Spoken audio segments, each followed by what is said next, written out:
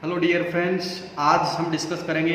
आज का जो हमारा टॉपिक होगा वो होगा समांतर प्लेट संधारित्र की धारिता ही ज्ञात करेंगे, लेकिन प्लेटों के बीच में क्या होगा, पूर्ण रूप से पैराविद्युत पदार्थ भरा होगा। देखिए, मैंने जो पिछले वीडियो में मैंने बताया था कि समांतर प्लेट संधारित्र की धारिता ज्ञात की थी, वो निर्वात में ज्ञात की थी जब प्लेटों के बीच में निर्वात या वायु हो। कहने का मतलब वो धारिता क्या थी हमारी, C बराबर epsilon not into A upon में स्मॉल डी के रूप में थी।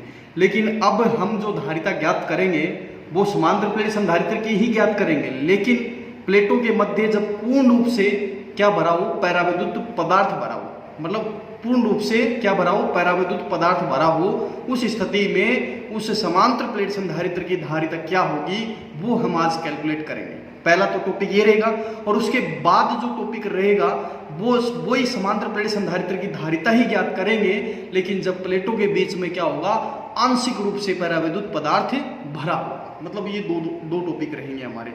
देखिएगा, पहले में तो हम बात करेंगे कि पैराविद्युत पदार्थ पूर्ण रूप से भरा रहेगा प्लेटों के बीच में, और दूसरे केस में हम बात करेंगे जब प्लेटों के बीच में आंशिक रूप से पैराविद्युत पदार्थ भरा होगा। और दोनों केस में हम क्या निकालेंगे, संधारित्र की धारिता निकालेंगे। तो पहला केस देख लेते हैं भाई।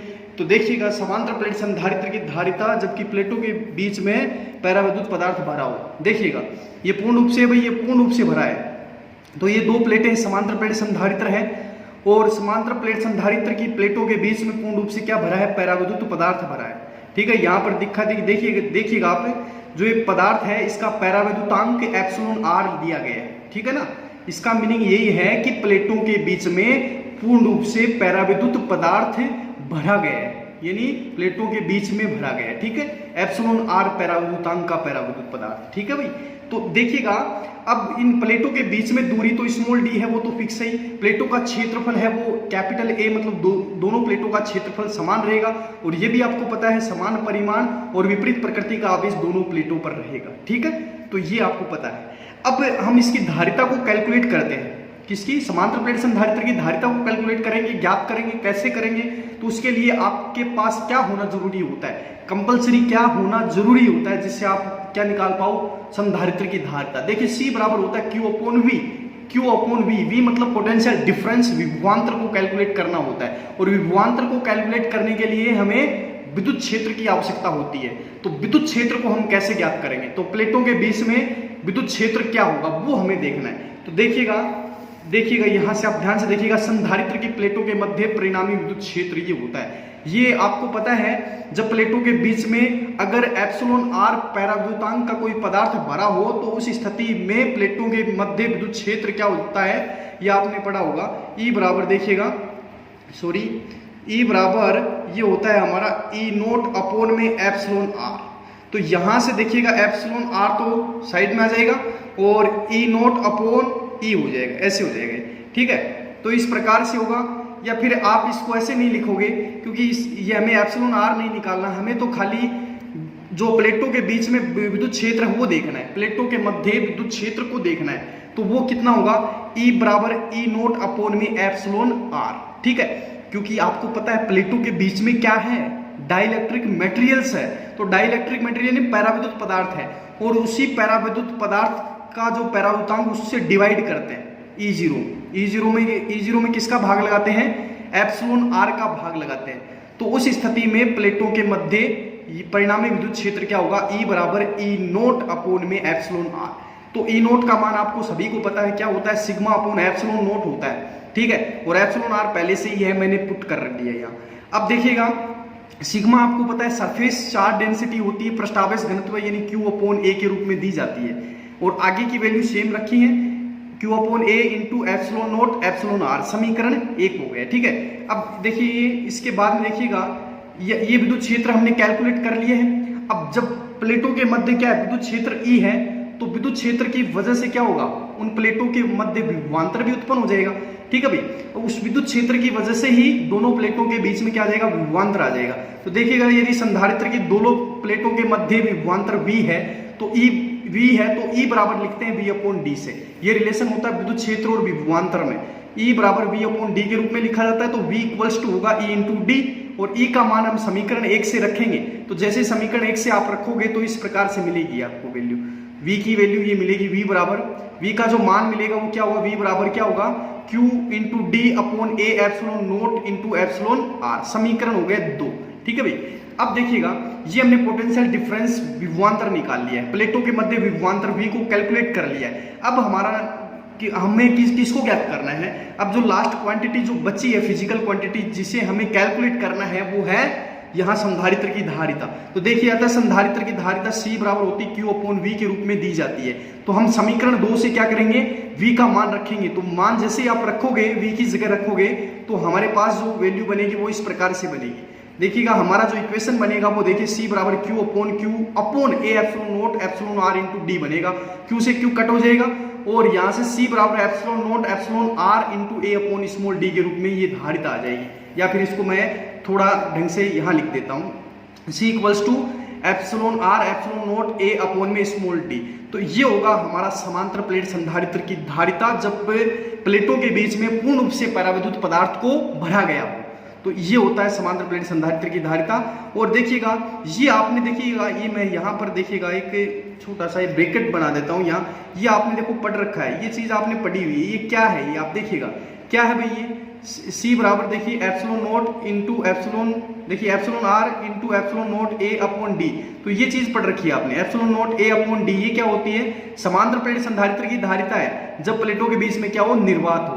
तो वो धारिता मैंने यहाँ क्या लिख दी, C नोट से लिख दिया है। देखिएगा C नोट से लिख दिया है इसको, epsilon note A upon D को, और ये एप्सिलॉन R पहले से है ही हमारा। तो यहाँ C नोट क्या है, epsilon note A upon D है।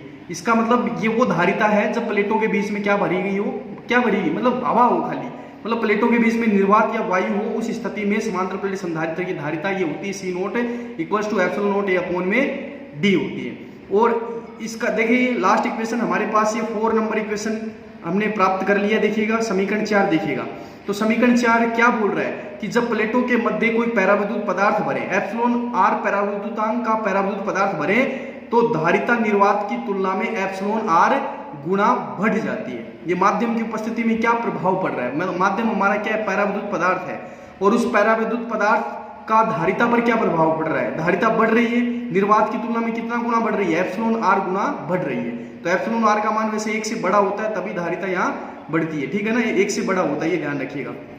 तो ये निर्वात की तुलना में एप्सिलॉन R गुना बढ़ जाती है। अब देखिएगा इसके बाद में ये तो हो गया हमारा जो टॉपिक था समांतर प्लेट संधारित्र की धारिता जब प्लेटों के बीच में क्या हो, पूर्ण रूप से पैरावैद्युत पदार्थ भरा हो। ठीक है भाई, ये इंपॉर्टेंट टॉपिक है, वैसे दोनों टॉपिक इंपॉर्टेंट रहेंगे। अब जो नेक्स्ट बात करेंगे, नेक्स्ट टॉपिक की बात करेंगे, वो भी इसी से रिलेटेड है। उसमें क्या बताया गया देखिएगा, ध्यान से देखिएगा, ये हमारे पास रहेगा अब की बार वो समांतर प्लेट संधारित्र की धारिता ही याद करनी है, लेकिन प्लेटों के बीच में क्या होगा, आंशिक रूप से पैरावैद्युत पदार्थ भरा होगा। बस डिफरेंस, उसमें पूर्ण रूप से भरा था, इसमें आंशिक रूप से भरा होगा। ठीक है भाई, हमने अभी भी बात की ना, जिस टॉपिक की बात की उस टॉपिक में क्या था, समांतर प्लेट संधारित्र की धारिता याद करनी थी उसमें भी, लेकिन प्लेटों के बीच में पूर्ण रूप से पैरावैद्युत पदार्थ भरा था और धारिता हमने कैलकुलेट कर ली। वो धारिता क्या थी, निर्वात की तुलना में कितनी है, एप्सिलॉन R गुना अधिक होती है। ये आपको पता है, यहाँ भी अभी बातचीत की हमने, डिस्कस किया है। अब हम बात करने वाले वही समांतर प्लेट संधारित्र की धारिता ही निकालनी है, लेकिन प्लेटों के बीच में क्या हो, आंशिक रूप से पैरावैद्युत पदार्थ भरा होगा। अब की बार ऐसा नहीं है कि पूर्ण रूप से भरा होगा, आंशिक रूप से भरा होगा, ठीक है ना, पार्शली इसमें क्या करेंगे, हम फिलअप करेंगे किसको, डाइइलेक्ट्रिक मटेरियल को, या डाइइलेक्ट्रिक मटेरियल की एक यहाँ स्लैब को, या कांच की, सॉरी मतलब जो डाइइलेक्ट्रिक मटेरियल कांच वगैरह जो भी है, यहाँ पर एक पट्टिका रख देंगे, ठीक है ना, पैरावैद्युत पदार्थ की एक पट्टिका रख दी है। ठीक है, तो देखिएगा ये हमारा समांतर प्लेट संधारित्र है, और ये समांतर प्लेट संधारित्र है, और इसकी जो प्लेटें हैं ए और बी, इन दोनों प्लेटों के बीच में मैंने टी मोटाई की एक पैरावैद्युत पट्टिका रख दी, दिख रही है, टी मोटाई की भैया, टी मोटाई की एक पैरावैद्युत पट्टिका रख दी है, पट्टिका रख दी है। और प्लेटों के बीच की दूरी आपको पता है स्मॉल डी है ही भाई, समांतर प्लेट संधारित्र की जो प्लेटें हैं इनके बीच की दूरी तो स्मॉल डी है, और इन दोनों प्लेटों के बीच में मैंने क्या रख दी है, टी मोटाई की एक पैरावैद्युत पट्टिका रख दी है, पैरावैद्युत पट्टिका दिख रही है, पैरावैद्युत पट्टिका रख दी है। अब जैसे ही पैरावैद्युत पट्टिका को हम क्या रखते हैं, प्लेटों के बीच में रखते हैं, तो क्या हो जाता है, अणुओं का ध्रुवीकरण हो जाता है, अर्थात पैरावैद्युत पदार्थ के अंदर एक विद्युत क्षेत्र उत्पन्न हो जाता है, जिसे हम क्या बोलते हैं, E2 बोलते हैं।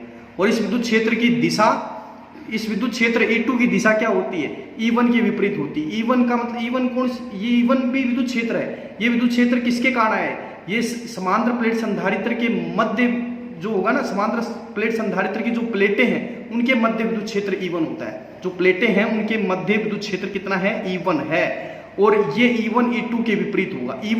E1 के कारण E2 आता है, E1 के कारण E2 आता है, क्योंकि आपको पता है E1 के कारण ही पदार्थ जो पैराविद्युत पदार्थ है इसके अणुओं का ध्रुवीकरण होता है, और ध्रुवीकरण होने से इस पदार्थ के अंदर एक विद्युत क्षेत्र उत्पन्न हो जाता है जिसे हम E2 विद्युत क्षेत्र बोलते हैं। और ये विद्युत क्षेत्र E2 क्या होता है? E1 के क्या होता है? विपरीत होता है, क्योंकि आपको पता है ये इधर वाला सिरा होता है प्लस, इधर वाला प्लस होगा, इधर वाला माइनस, तो विद्युत क्षेत्र की दिशा क्या होगी? प्लस से माइनस, यानी ये E2 है और ऊपर ये E1 है। प्लेटों के मध्य विद्युत क्षेत्र क्या है? E1 है। तो E1 और E2 दोनों एक दूसरे के विपरीत हैं, ठीक है ना, ये बात याद रखिएगा, ठीक है। तो आप देखिएगा इसको आगे देखिएगा, इसमें भी हमें क्या निकालनी है? समांतर प्लेट संधारित्र की धारिता निकालनी है। लेकिन अब की बार ये प्लेटों के बीच में क्या है? टी मोटाई की पैराविद्युत पट्टिका रखी है।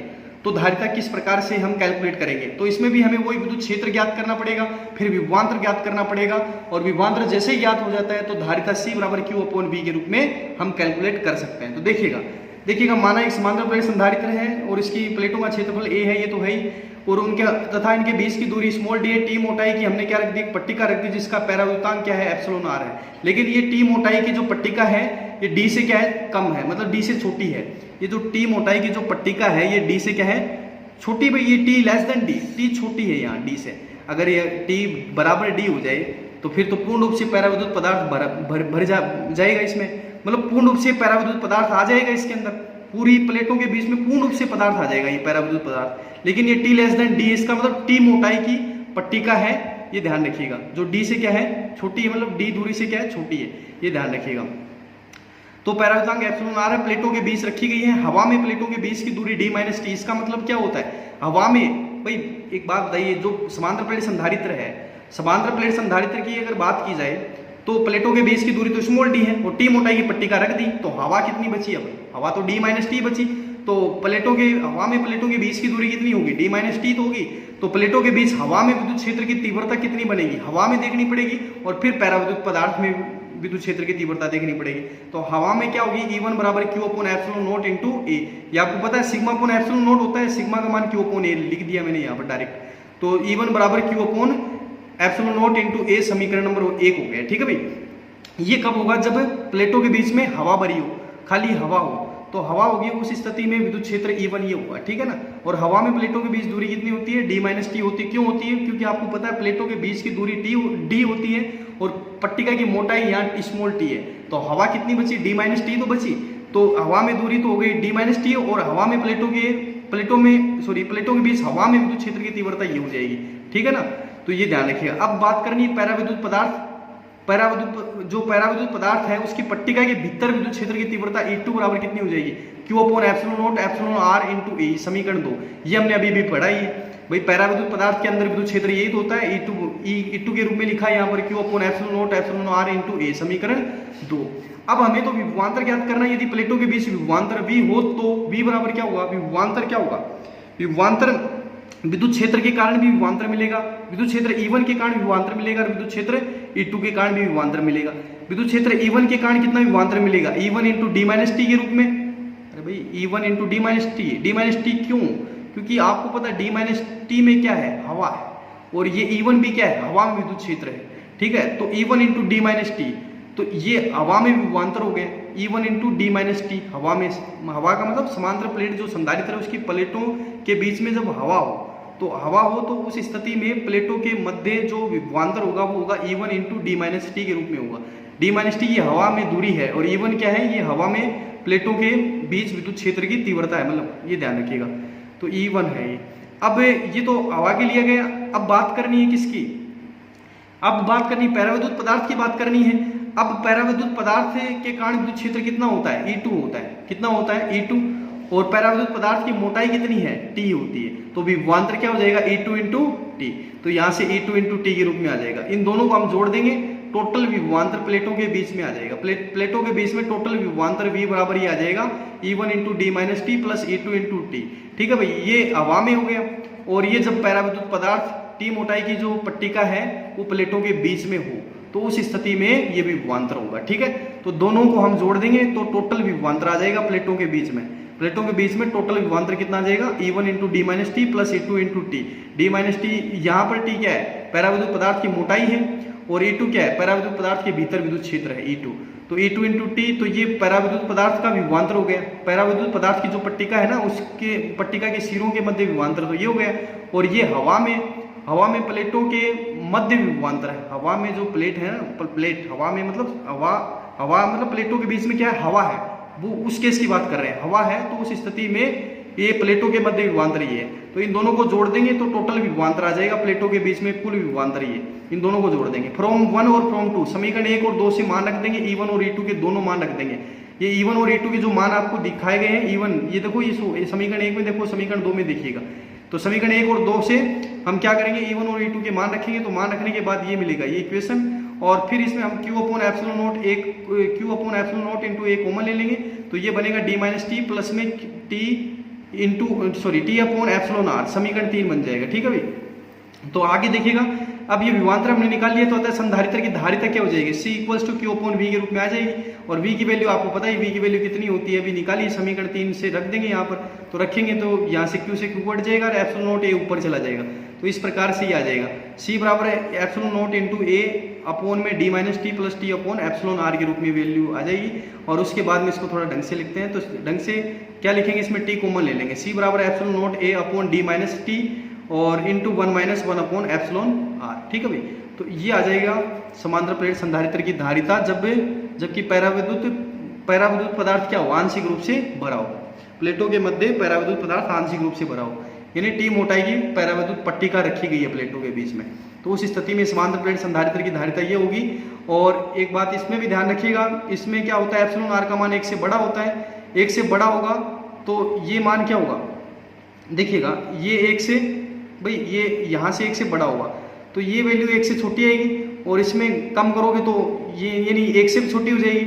तो ये मतलब डी में से घटता जाएगी वैल्यू। ये जो वैल्यू है ना, ये जो नीचे वाला डिनोमीटर देखिए आप, डी माइनस टी, तो मतलब ये इस टी की वजह से क्या हो जाएगी, ये डी की वैल्यू कम होती जाएगी। मतलब डी माइनस टी के रूप में आएगा, नहीं, डी कम होता जाएगा, और डी जैसे से कम होता जाएगा तो यहाँ संधारित्र की धारिता बढ़ती जाएगी। भाई डी कम कैसे हुआ, इस टी के कारण तो कम होगा, ये टी बढ़ेगा, यहाँ से टी बढ़ेगा तो यहाँ से डी कम होगा। ठीक है ना। तो ये ध्यान रखिएगा, डी कम होगा तो डी कम होने की वजह से क्या हो जाएगा, यहाँ संधारित्र की धारिता बढ़ जाएगी, ये ध्यान रखिएगा। तो यहाँ से स्पष्ट यही हुआ है कि समीकरण 4 से स्पष्ट हो रहा है कि आंशिक रूप से पैराविद्युत पदार्थ की उपस्थिति में समांतर प्लेट संधारित्र की धारिता बढ़ जाती है। क्योंकि यहाँ क्या हो जाता है, ये नीचे वाली जो डेनोमीटर है ना, ये डेनोमीटर मतलब हर की जो वैल्यू कम हो जाती है, यहाँ पर कम होने से यहाँ संधारित्र की धारिता बढ़। देखिएगा, अब हम यहाँ पर समांतर प्लेट संधारित्र की धारिता को 3 अलग अलग स्थितियों में हम कैलकुलेट करेंगे। 3 अलग अलग स्थितियों में हम समांतर प्लेट संधारित्र की धारिता को कैलकुलेट करेंगे। और 3 अलग अलग स्थितियों में जो धारिता मिलने वाली है, वो धारिता हमें इस समीकरण से प्राप्त होगी। ये जो समीकरण दिख रहा है, ये समीकरण क्या है, ये समांतर प्लेट संधारित्र की धारिता का ये समीकरण है, जब टी मोटाई की पट्टिका कहाँ रखी गई है, प्लेटों के बीच में रखी गई है। तो इस समीकरण से हम 3 अलग अलग स्थितियों में समांतर प्लेट संधारित्र की धारिता को कैलकुलेट करेंगे। तो सबसे पहली जो स्थिति है हमारे पास, यदि प्लेटों के बीच पूरा स्थान एप्सिलॉन आर पैराविद्युतांक का पदार्थ भरा हो, कहने का मतलब जो प्लेटों के बीच में पूर्ण रूप से क्या भरा हो, पैराविद्युत पदार्थ भरा हो। प्लेटों के बीच में पूर्ण रूप से क्या भरा हो, पैराविद्युत पदार्थ भरा हो। इसका मीनिंग यही है कि जो टी है वो डी के क्या हो जाएगा, बराबर हो जाएगा। जो प्लेटों के बीच में जो दूरी है ना, प्लेटों के बीच की जो दूरी डी है वो टी के बराबर हो जाएगा, ये दूरी टी के बराबर हो जाएगी। तो उस स्थिति में प्लेटों के बीच में पूर्ण रूप से पैराविद्युत पदार्थ आ जाएगा। पूर्ण रूप से क्या आ जाएगा, पैराविद्युत पदार्थ आ जाएगा। तो उस स्थिति में हम टी की जगह देखिए यहाँ डी रखेंगे, ये डी रहा, यहाँ डी रखेंगे। तो टी की जगह डी रखोगे तो डी माइनस डी क्या हो जाएगा, 0, और ये डी आगे जाएगा। देखो इसको सोल्व करोगे ना, यहाँ टी की जगह डी रखना है आपको, तो टी की जगह डी रखोगे और फिर इसको सोल्व करोगे तो हमें ये इक्वेशन ऐसे मिलेगा। ठीक है, CM यानी मीडियम के लिए दे दिया मैंने ये। तो CM बराबर epsilon R into epsilon not into A upon में डी के रूप में आ जाएगा हमारा समीकरण। ठीक है, तो ये हमने वैसे देख भी लिया था, मतलब इंडिविजुअली हमने देखा भी था, जब प्लेटों के बीच में पूर्ण रूप से पैराविद्युत पदार्थ भरा हो तो धारिता ये होती है। और ये हम किससे निकाली है, हमने ये जो संधारित्र की जो धारिता है ये किससे निकाली है, ये इस इक्वेशन से निकाली है। ये जब प्लेटों के बीच में आंशिक रूप से पैराविद्युत पदार्थ भरा हो, तो आंशिक पैराविद्युत पदार्थ भरा हो, तो उस स्थिति में जो हमें जो संधारित्र की धारिता का जो समीकरण दिया है उससे हमने ये निकाला है, ठीक है ना। तो ये मिल गया हमारे पास। इसमें क्या बताया, टी का मान डी के बराबर है, ठीक है। अब देखिए नेक्स्ट स्थिति देखिए, यदि प्लेटों के पूरे भाग में क्या हो, हवा हो, हवा का मतलब हवा का जो पैराविद्युतांक है वो 1 होता है और टी बराबर 0 हो जाएगा। भाई पूरे भाग में क्या है, भाई हवा ही है, पैराविद्युत पदार्थ है तो पैराविद्युत पदार्थ है ही नहीं है, अब की बार है ही नहीं, तो है नहीं, तो इसका मतलब टी का मान 0 हो जाएगा। भाई अब की बार तो कोई रखा ही नहीं ना पदार्थ, तो टी का मान तो 0 हो गया। और एप्सिलॉन आर क्या हो गया 1। हवा में ये क्या होता है, हवा का जो पैराविद्युतांक क्या होता है 1 होता है, क्योंकि हवा भरी है ओनली प्लेटों के बीच में, तो एप्सिलॉन आर उसका क्या होता है 1 होता है। तो यहाँ टी की जगह इस समीकरण में, ये जो समीकरण दिया है ना, इस समीकरण में हम क्या करेंगे, टी की जगह 0 करेंगे और एप्सिलॉन आर की जगह 1 रखेंगे। तो 1 - 1 0, मतलब ये जो डी माइनस से जो आगे वाली जो टर्म है ये पूरी की पूरी क्या हो जाएगी, 0 हो जाएगी। ये टर्म पूरी की पूरी 0 हो जाएगी। तो हमारे पास संधारित्र की जो धारिता है उसका समीकरण ये बन जाएगा। ये कब होता है, जब प्लेटों के बीच में निर्वात या वायु भरी हो, तो उस स्थिति में संधारित्र की धारिता का समीकरण है। अब देखिए लास्ट समीकरण, यदि प्लेटों के बीच में लास्ट जो स्थिति है वो देखिए, यदि प्लेटों के बीच धातु की प्लेट रख दी जाए जिसकी मोटाई क्या स्मॉल टी है, तो धातु की प्लेट अगर रख रहे हो किसके बीच में, प्लेटों के बीच में धातु की प्लेट रख रहे हो, तो धातु का जो पैराविद्युतांक होता है वो अनंत होता है, ठीक है, अनंत होता है। और अनंत होने की वजह से ये एप्सिलॉन आर का मान अनंत, यहाँ इस समीकरण में रखोगे, यहाँ समीकरण में एप्सिलॉन आर का मान अनंत रखोगे तो ये तो पूरा का पूरा 0 हो जाएगा यहाँ से। तो क्या बनेगा, डी माइनस टी के रूप में रहेगा इक्वेशन। तो यहाँ सी डैश के रूप में लिख रहे हैं, C dash equals to epsilon not A upon में epsilon not A upon D minus T. तो इस प्रकार से ये धारिता का समीकरण आ जाएगा। तो एक्चुअली डिपेंड किस पे किया इसने, संधारित्र की जो धारिता है, मतलब समांतर प्लेट संधारित्र की धारिता, जबकि पैराविद्युत पट्टिका टी मोटाई की पैराविद्युत पट्टिका प्लेटों के बीच में रखी गई है, ठीक है। तो उस स्थिति में ये धारिता है।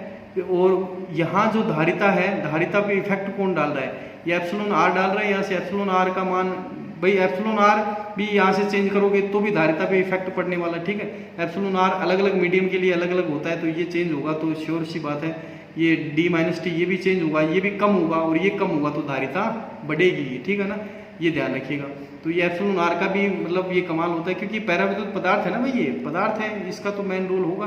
मतलब पैराविद्युत माध्यम का क्या है, अब क्या है, पैराविद्युतांक है, तो इस पर डिपेंड करेगी धारिता। तो यहाँ से फर्क पड़ेगा, ये कम ज़्यादा होने से धारिता पे फर्क पड़ने वाला है, ठीक है ना। तो ये हमने देख लिया है। जब वायु में देख लिया हमने, इसको एप्सिलॉन आर की जगह 1 रख दिया है। अगर प्लेटों के बीच में हम अगर क्या रखते हैं, धातु की प्लेट रखते हैं, तो देख लिया कि एप्सिलॉन आर अनंत होता है, तो धारिता इस प्रकार से होगी, ठीक है। तो ये इस प्रकार से ये हमारा टॉपिक कंप्लीट होता है, ठीक है भाई। Thank you.